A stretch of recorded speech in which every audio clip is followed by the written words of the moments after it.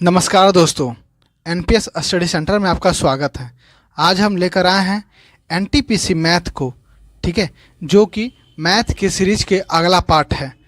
इससे पहले ये सीरीज लगातार चल रहा है और जो है इसके अलावा मैथ के अलावा आपको एनटीपीसी का जो है आपको static GK GS, MTS, SSC CGL और सीएचएसएल का भी आपको जो कि जीके जीएस और इंग्लिश प्रोवाइड कराया जा रहा है, ठीक है।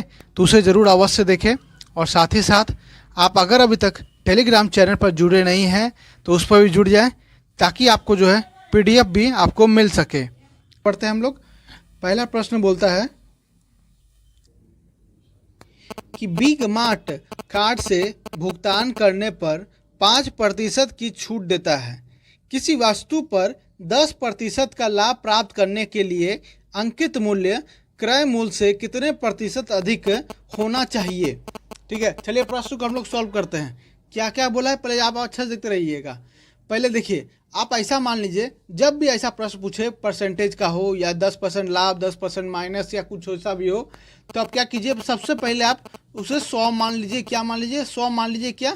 क्रय मूल्य मान लीजिए।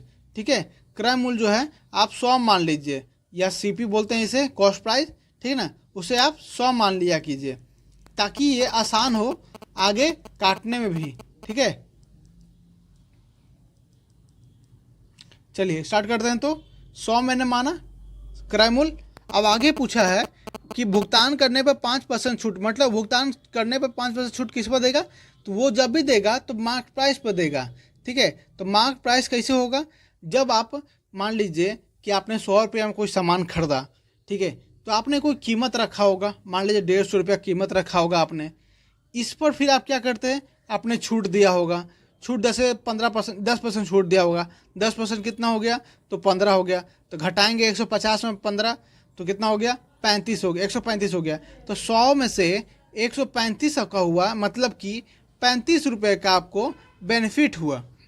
तो हम छूट किस पर देते हैं? सीपी पे हम लोग छूट नहीं देते हैं। ठीक है, छूट पर जब भी देंगे हम लोग तो देंगे मार्क प्राइस पे, अंकित मूल्य पर देंगे। किस पर देंगे? अंकित मूल्य पर हम लोग जो है यहाँ छूट देंगे। ठीक है, तो क्या करें इसके आगे हम लोग? क्वेश्चन बोला था कि 5% छूट देता है तो अंकित मूल्य में हमें पता नहीं है, निकालेंगे। चलिए आगे निकालते हैं।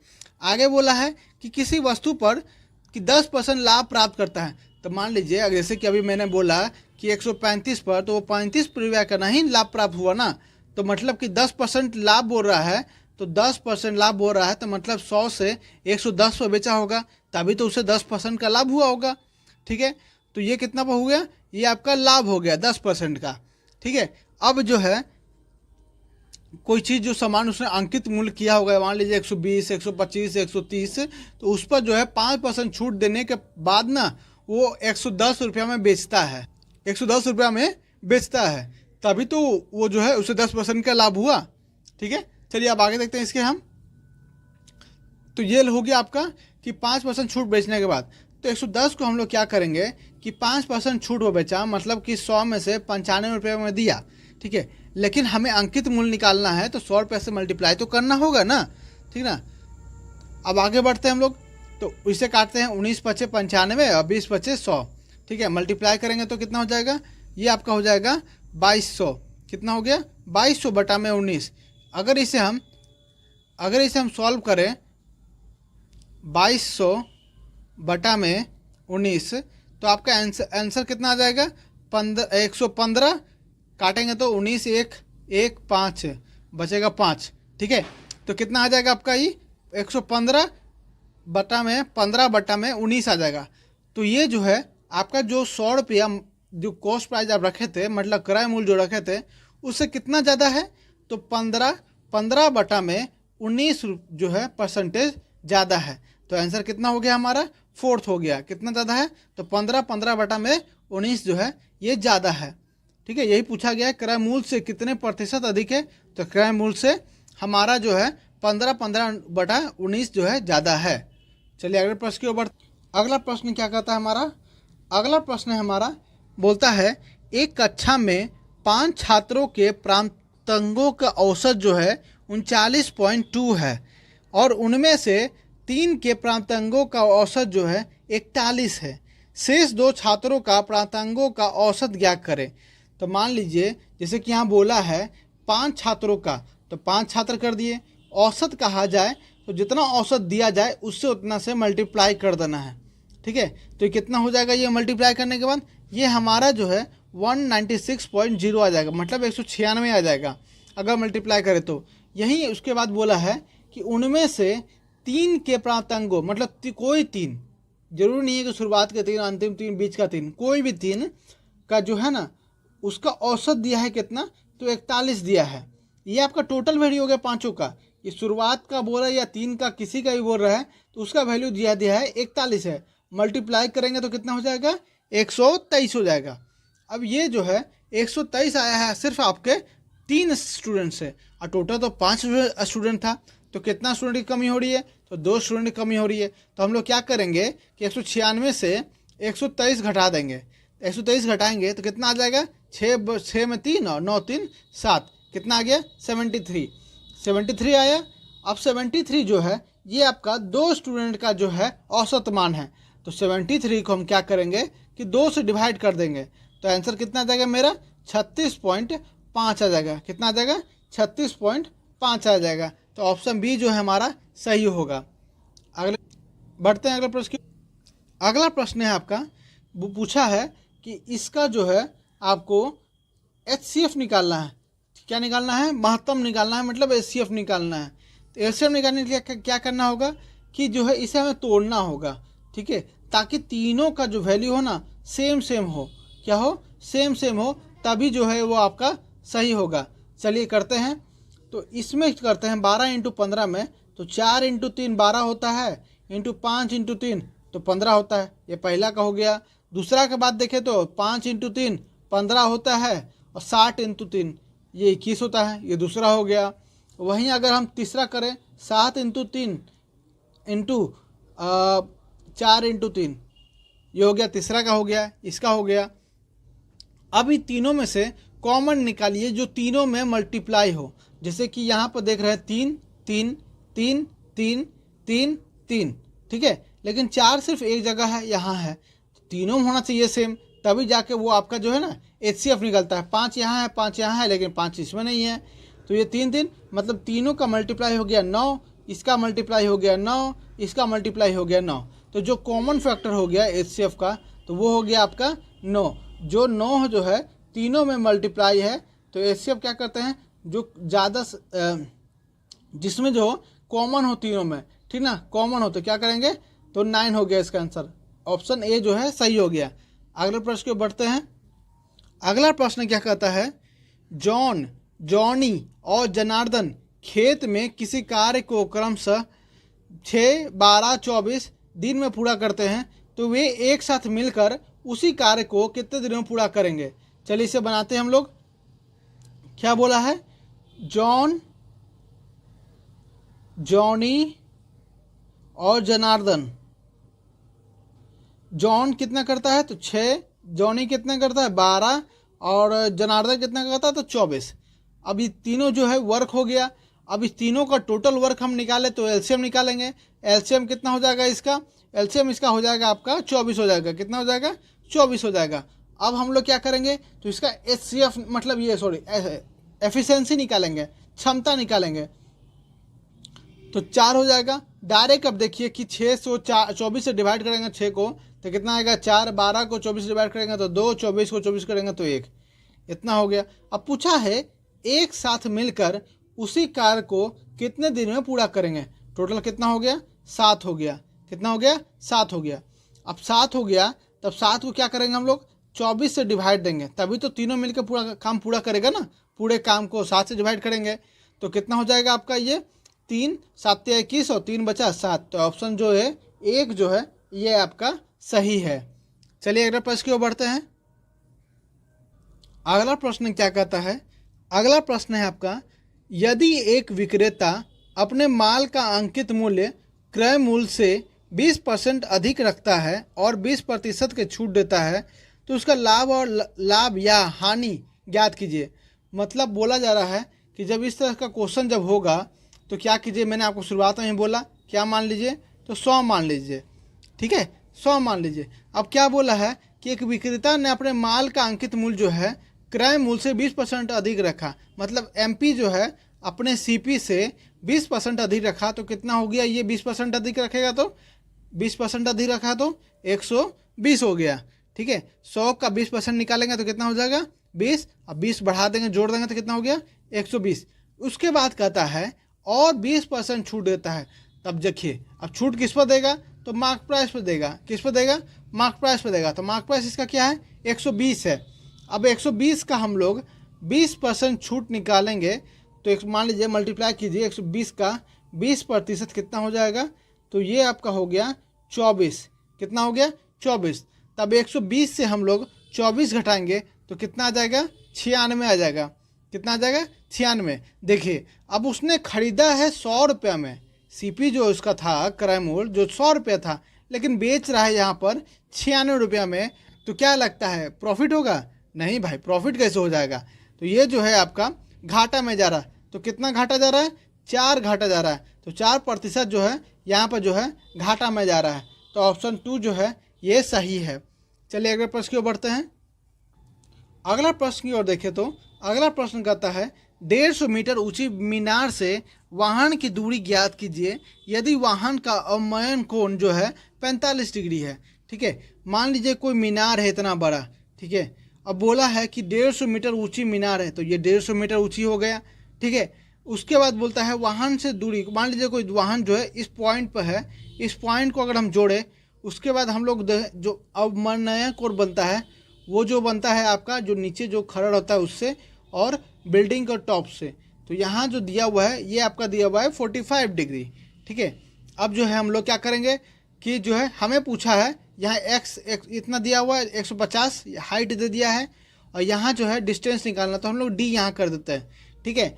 तब हम tan 45 का फार्मूला लगाएंगे, tan का फार्मूला लगाएंगे तो tan 45 का मतलब होता क्या है, जो h होता है वही d होता है, मतलब h के बराबर d, h के बराबर d।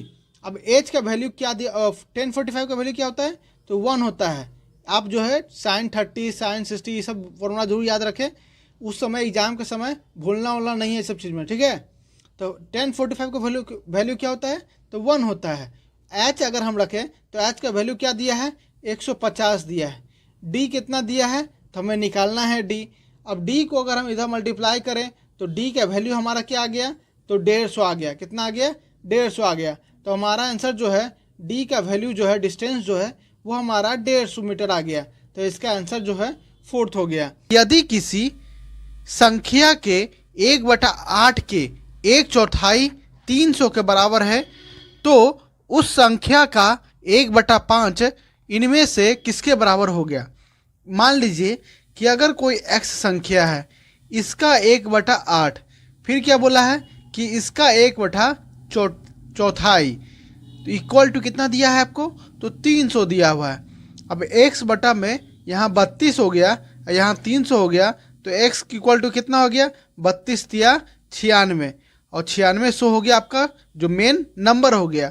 अब 9600 आपका नंबर हो गया, वह संख्या हो गया। तब 9600 का आपको क्या करना है कि 1/5 करना है। यहाँ 1/5 बोला है ना कि किसके बराबर होगा, जब यहाँ 1/5 करेंगे तो कितना आ जाएगा 19 × 95 और 2 बार में 0, 1920 आ जाएगा। कितना आ जाएगा 1920 आ जाएगा, जो कि 48 का ऑप्शन 3rd नंबर जो है यह सही है। चलिए अगले प्रश्न की ओर बढ़ते हैं। नेक्स्ट प्रश्न क्या कहता है, यदि 64 सेंटीमीटर परिमाप वाले एक त्रिभुज की अंत त्रिज्या जो है 8 सेंटीमीटर है तो उस त्रिभुज का क्षेत्रफल ज्ञात कीजिए। देखिए जब भी ऐसा प्रश्न हो कि अगर कोई त्रिभुज है, इसमें आपको अंदर में एक सर्कल दिया है जिसका त्रिज्या आपको ये कुछ दिया हुआ है और आपको इसका ए दिया हुआ है, मान लीजिए ट्रायंगल का आपका जो है क्या बोलते हैं साइड दिया हुआ है, और क्षेत्रफल पूछ दे अगर आपको ट्रायंगल का, तो कैसे फाइंड करना है। तो देखिए एक फॉर्मूला होता है जो कि होता है एरिया ऑफ ट्रायंगल। क्या है, area of triangle equal to semi perimeter of triangle, क्या है, semi perimeter of triangle into radius. क्या मैंने बोला कि area of triangle equal to semi perimeter of triangle into R, into मतलब आर हो गया आपका रेडियस, रेडियस हो गया आर। अब इसको पुट कर रहे हैं अगर हम, पहले अगर हमको जो है सेमी पेरीमीटर निकालना है, मतलब पेरीमीटर का आधा, तो पेरीमीटर यहाँ कितना दिया हमारा परिमाप, तो 64 दिया है, इसका आधा कितना हो जाएगा आपका, तो 32 हो जाएगा। 32 कितना आ गया आपका, सेमी पेरीमीटर 32 आ गया। अब यहाँ पुट करते हैं कि हमको त्रिभुज एरिया निकालना है, तो क्या किया मैंने कि यहाँ 32 हो गया, और आपका जो है त्रिज्या कितना दिया है, तो 8 दिया है। अब यहाँ से मल्टीप्लाई कर दीजिए, कितना हो गया आपका, 8 दूनी 16, 16 हाथ में 1, 24 1 25, 256 सेंटीमीटर स्क्वायर, ये आ गया आपका एरिया। आपका 51 का थर्ड ऑप्शन जो है यह सही है। चलिए अगले प्रश्न की ओर बढ़ते हैं। अगर हम नेक्स्ट प्रश्न की बात करें तो कहता है यदि ए का 20% बी के 25% के बराबर है तो ए का 28% बी के कितने प्रतिशत के बराबर होगा।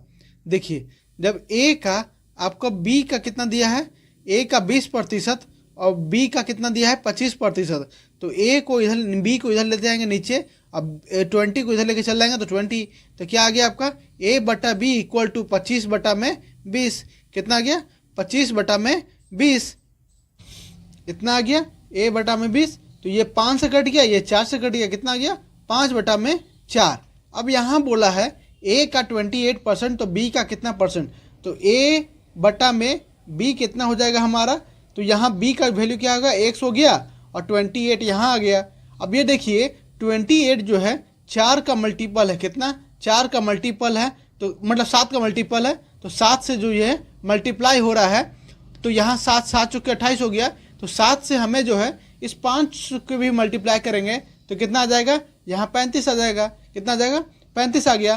तो ए का जो है 28% हुआ, तो बी का कितना हो गया आपका 35%, कितना हो गया तो 35%, तो 58 का ऑप्शन ए जो है यह सही है।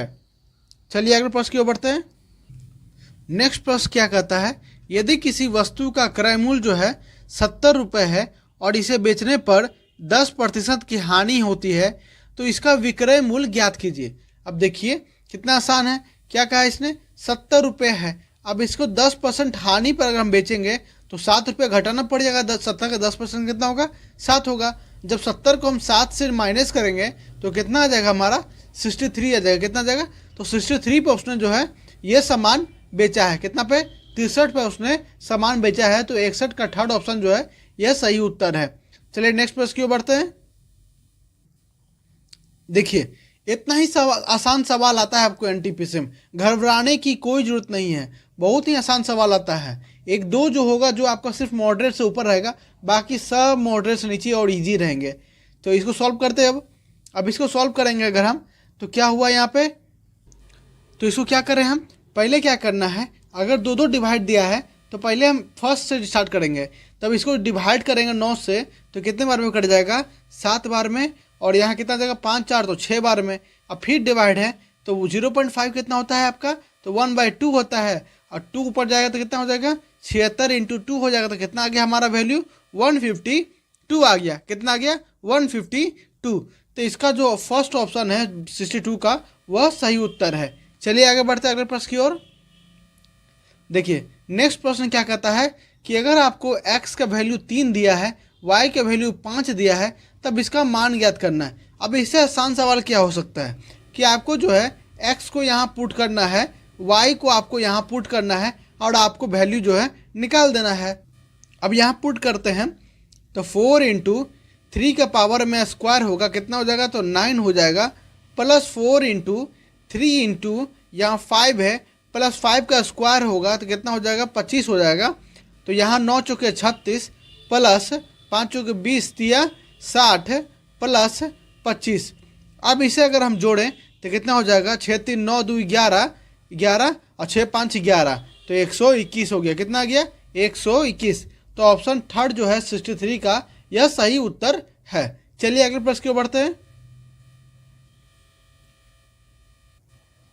नेक्स्ट प्रश्न की ओर अगर देखें तो यदि दो संख्याओं का बहुत ही अच्छा क्वेश्चन है ये। यदि दो संख्याओं का महत्तम समर्पण जो है ये आपका एचसीएफ जो है और एलसीएम का क्रमश जो आपको कितना दिया है एचसीएफ 8 और एलसीएम 160, तो उनमें से संख्याओं का ज्ञात करें। मतलब आपका जो है कोई एक n1 नंबर होगा और दूसरा n2 नंबर होगा, इसी का मल्टीप्लाई क्या होता है आपका, तो एचसीएफ इंटू आपका एलसीएम होता है। क्या होता है, HCF into LCM equal to n1 into n2 होता है। ठीक है, तो चलिए आगे देखते हैं इसको। तो कैसे लिखेंगे इसको हम, तो यहाँ हो जाएगा हमारा HCF into LCM equal to n1 into n2, ये दिया है हमारा। अब एचसीएफ हमारा 8 है, एलसीएम 160 है और n1 इंटू n2 हो गया। अब क्या किया जाए कि अब देखिए इसे कि हमें जो नंबर निकालना है, फाइंड करना है इस फॉर्म में, तो क्या करें कि 108 को तो अब कुछ नहीं कर सकते क्योंकि 8 तो हमारा एचसीएफ है, क्योंकि कॉमन जो नंबर होगा वही हमारा एचसीएफ होता है।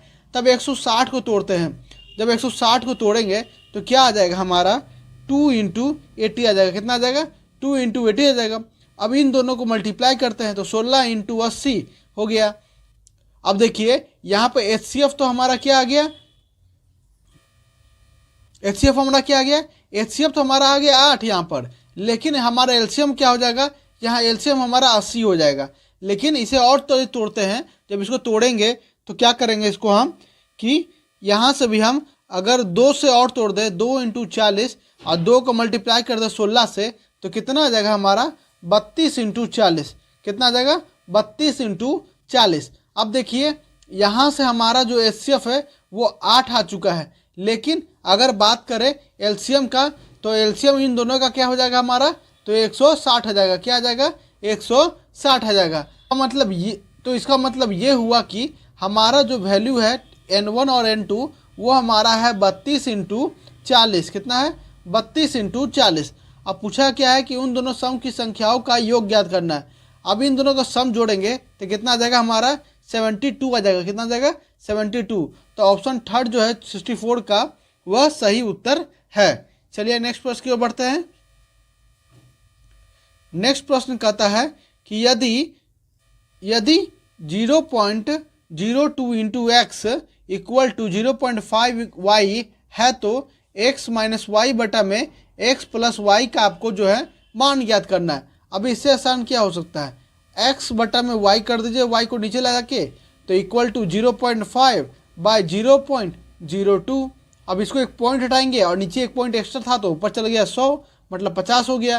तब क्या आ जाएगा हमारा 50 बटा में 2। कितना आ गया 50 बटा में 2। अब यहाँ से काट देंगे तो कितना आ जाएगा 25 बटा में 1। कितना आ गया 25 बटा में 1। अब इसको जो है 25 बटा में 1 मतलब x का वैल्यू हमारा 25 और y का वैल्यू कितना आ गया 1 आ गया। तब अगर हम 25 को इसमें पुट करें तो 25 माइनस 1 बाई 25 प्लस 1 तो कितना आ गया हमारा 24 बटा में 26। तब इसको काटेंगे तो 12 बटा में 13। कितना आ गया 12 बटा में 13। तो ऑप्शन 1 है 65 का, यह सही उत्तर है। चलिए अगर प्रश्न की ओर बढ़ते हैं। तो नेक्स्ट प्रश्न कहता है हमारा कि मजदूर ए मजदूर बी से 3 गुना कार्य कुशल है, तो वे दोनों एक साथ मिलकर एक कार्य को 18 दिन में पूरा कर सकते हैं, तो ए अकेले उस कार्य को कितने दिन में पूरा करेगा। अब देखिए कि उसने कहा है कि ए जो है बी से 3 गुना कुशल है और वे दोनों साथ मिलकर, तो साथ मिलकर कितना हो जाएगा हमारा, तो क्षमता हमारा 4 के हिसाब से हो जाएगा। अब 4 हो गया, अब दोनों मिलकर कितना दिन काम किया, तो 18 दिन में ख़त्म करता है। कितने दिन में 18 दिन में। ये हो गया टोटल कार्य हो गया। अब इसको कितना हो गया टोटल कार्य, तो 72 हो गया। अब इसने क्या कहा कि ये अकेले उस काम को, तो ये अकेला उसका क्षमता कितना है 3 के हिसाब से है। कितना है 3 के हिसाब से है। तो 3 से अगर हम डिवाइड करेंगे तो कितना जाएगा हमारा 24 आ जाएगा। कितना आ जाएगा 24 आ जाएगा। तो उत्तर हमारा कितना आ गया 24। 69 का आंसर थर्ड जो है वह सही है।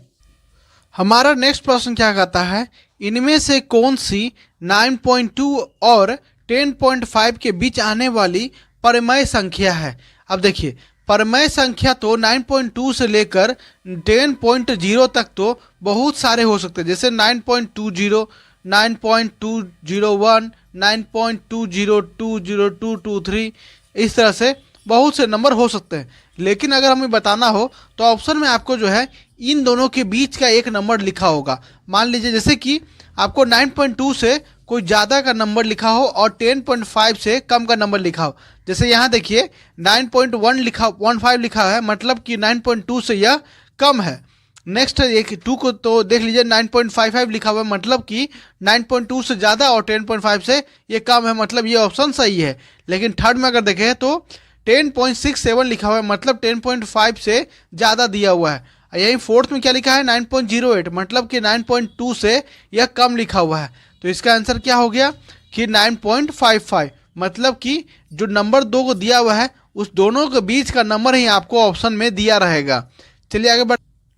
अब नेक्स्ट प्रश्न आपका क्या कहा है कि आपको जो है ये बार ग्राफ दिया है, तो इसमें क्या करना है आपको कि देखिए लिखा हुआ है यहाँ पर कि कंपनी द्वारा बेची गई विषय 15 और 16 में physics, chemistry, biology, mathematics and English के पाठ प्रश्नों में हजारों छात्रों में, तब इसको क्वेश्चन पर जवाब देना है। क्या लिखा है 2015 में बेची गई किताबों की पुस्तकों की संख्या 2016 में बेची गई अंग्रेजी की पुस्तकों की संख्या के कितने प्रतिशत है। अब मैं इसे थोड़ा सा बड़ा करता हूँ ताकि आपको देखने में आसानी हो।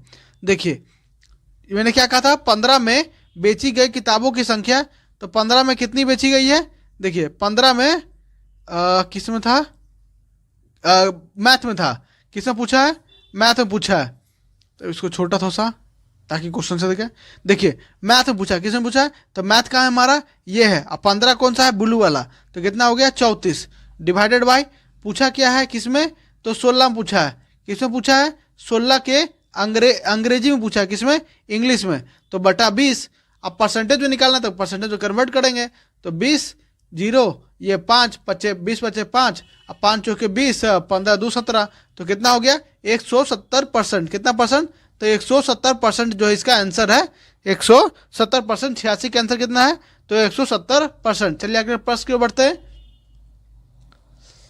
नेक्स्ट प्रश्न भी हमारा बार ग्राफ है। इसमें क्या कहा है कि 12 से 15 के दौरान 12 से 15 के दौरान शाखा बी में किए गए ऑटोमोबाइल उत्पादन में कितनी प्रतिशत की वृद्धि हुई है।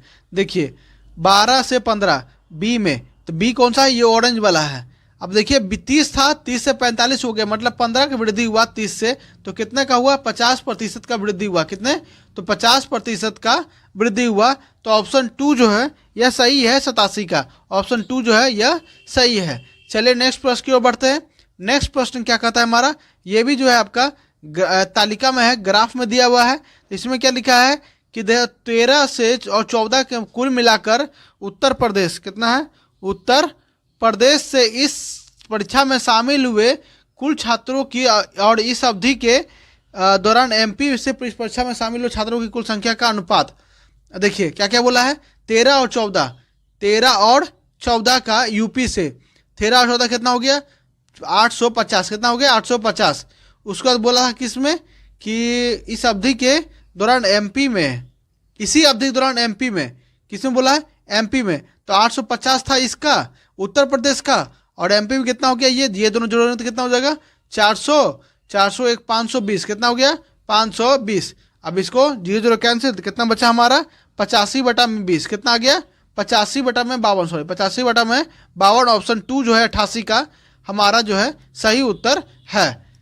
उम्मीद है आपको यह सेशन बहुत ही अच्छा लगा होगा। अगर अच्छा लगा हो तो अपने इस चैनल को लाइक, सब्सक्राइब और कमेंट और शेयर करना ना भूलें।